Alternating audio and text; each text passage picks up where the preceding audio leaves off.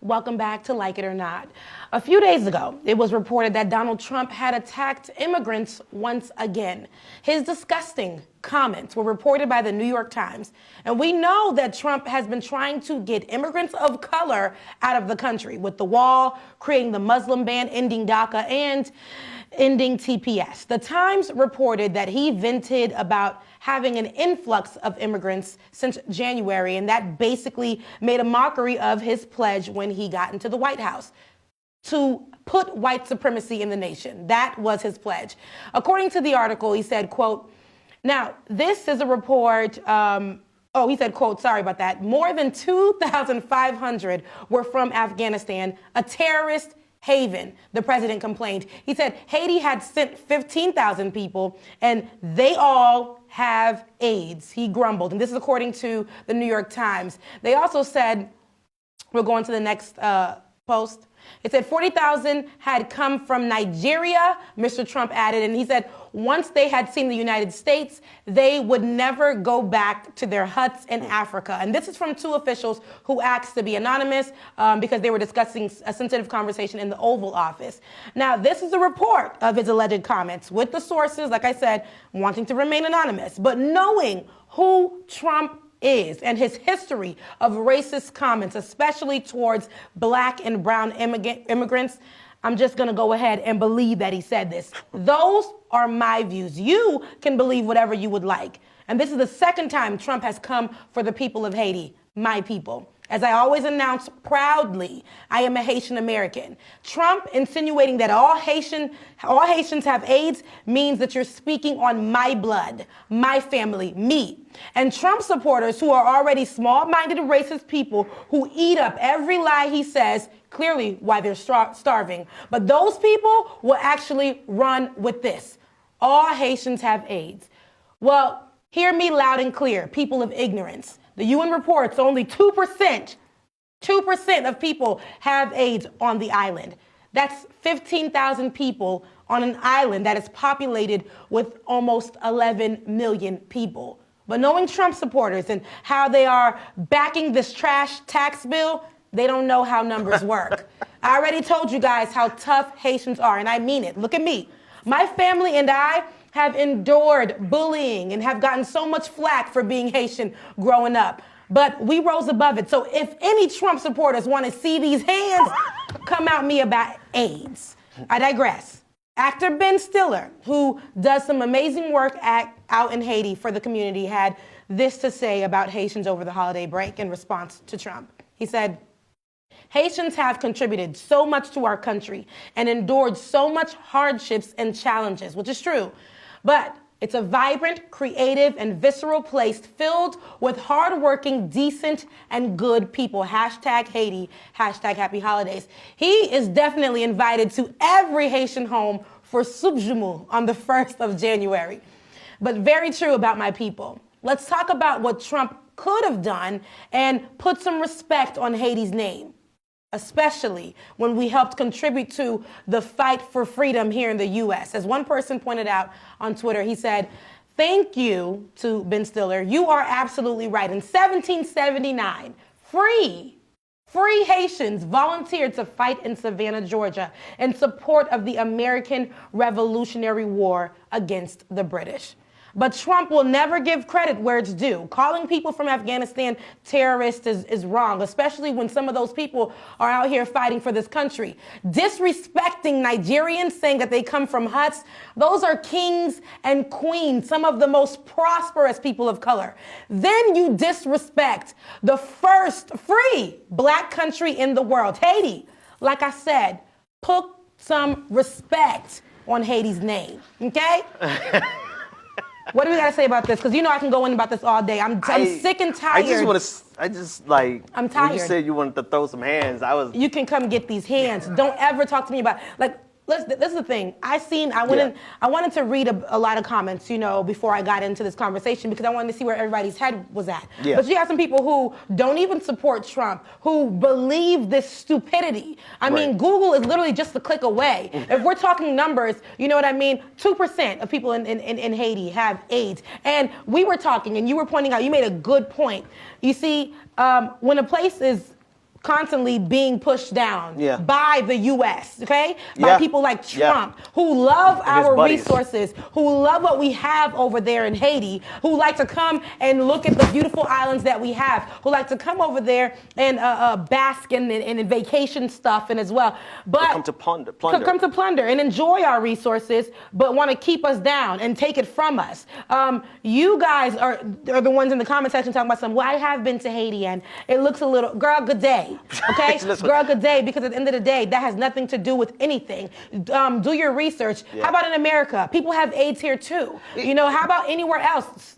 Go ahead. Yeah, no, I'm itching to get into this conversation. Because, no, and rightfully so. Like, you know, this. You know, you come from your Haitian immigrant family, so you know your passion is definitely understandable, and I think everybody should be, you know, whether we're from Haiti or not, we should all be pissed off at some shit like whether this. You're from Nigeria or not, whether you're from Afghanistan or not. My question is like, I'm upset that you even have to entertain this.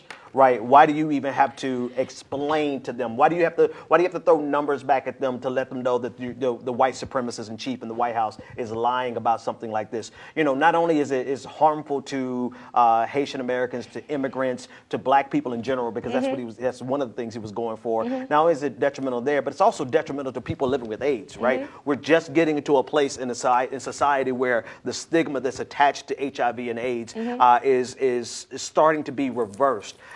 People are able to have families, right? There's the CDC just released information a few months ago about people, you know, with the undetectable levels of HIV not transmitting it to their partners. So all this wonderful good news is coming out on the front of people who are living, because they're human too, right? They're real people. So not only did Donald Trump attack the Haitian community, the Nigerian community, the people from Afghanistan, and black people in general, but he also undermines the progress that we made and the positive community, the people who are living with HIV and AIDS. You know, this is disgusting that we even have to discuss this from this piece of crap that's in the White House. You're right, and I feel the same way, because when I first seen it, I was upset, but only from this point that I was upset. Just the fact that he said, like I said, growing up, we had to deal with everybody coming at us from left to right. We finally got to a place in society where people are like, you know what, culture is nice. You know, this black person doesn't have to be only an American. They may come from another part of the world, and that's okay. We don't only have to eat cat, or we come from a place that's, you know, where we only come over here with boats, and we come over here with... Is that video? That video you're referring to, where the man had to clarify a lot of that. But, you know, we only come on boats. We have no money, you know, we're poor people. That's the thing. We've come into, these Haitian Americans, we had to fight for our parents who get ridiculed at work. I've watched my mom get ridiculed at work. So Trump, being a person coming out here, this is why we have to speak about it. He opened up his mouth to this section of people that he got, these Trump supporters, these Republicans who only listen to whatever he says. Like I said, they eat it up. That's why they're starving, because they're eating up nothingness. But he definitely throws it out to them, and these people are going to see me and just automatically say, oh, she has AIDS, or these people have AIDS. That's disrespectful, with no background, with no nothing. I looked in these comment sections, like I said, it was coming from the left and the right.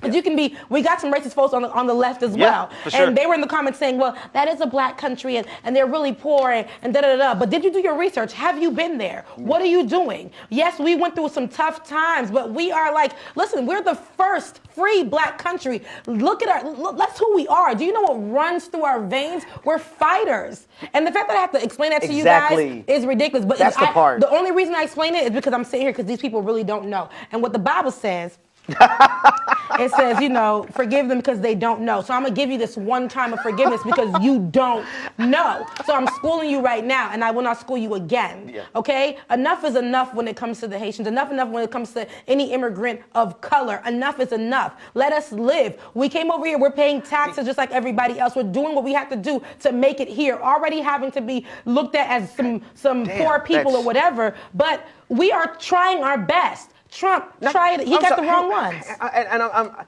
not. You're not just trying your best. You guys are like, You said it earlier. You said it a few minutes ago before we started the show. You said that that you have had to fight against this all of your life, and finally got to a place where being from Haiti gets a level of respect like that you guys never got growing up, and now to have this man in the White House undermining that speaks volumes. But then it also speaks to the damage that this. I can't even use the words that I want to say with regard von clown stick.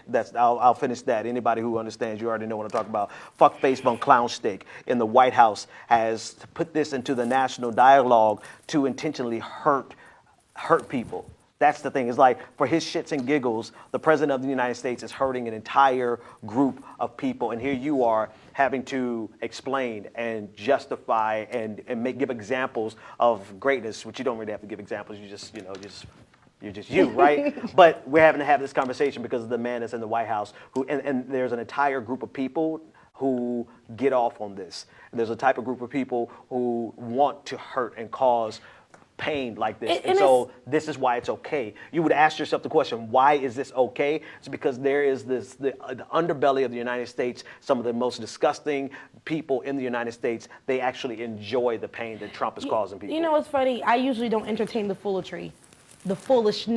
Okay? I don't entertain it. I don't have time for it.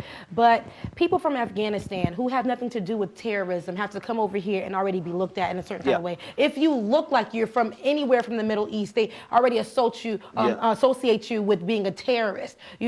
That's what Trump is highlighting that even more. You have Africans who had it really growing up. I know some Africans who I know I've talked to who said they had it the same way as Haitians. If you're a black immigrant, if your family's from somewhere else or they speak some type of way, they're looked at so crazy. But it's so crazy when you're a white immigrant. None of that. Look at his wife. His effing wife. Yeah. Right? She's an immigrant, right? Yeah. I think she came over here before she was legally supposed to, but anyway, they don't see anything wrong with that because there's a huge white supremacy correlation to this, right? Hands down, like we're trying to explain like the psychosis of Donald Trump, but it's very simply put. He's the white supremacist in chief. This is what he thrives on. This is what he grew up on. I mean, you got to think about it. He's 70 years old. That means he was alive during Jim Crow. Like he was alive in 1964 when black people got the right to vote. What side do you think Donald Trump was on in 1964, 1965? I need somebody to really let's be real about that. No, we're having some issues with the line right now. What's the word on the live stream? They're saying that they're trying to call, but they're not able to. Okay, no, we'll get the phone calls. So 857-600-0518. We'll discuss this. We'll take a quick break. We'll see what's going on with the phones because we definitely want to hear from you on all of these. And when we come back, we'll cover a couple of other stories. We'll be back right after this. Because I could sit on here all day and talk about this. Girl, bye.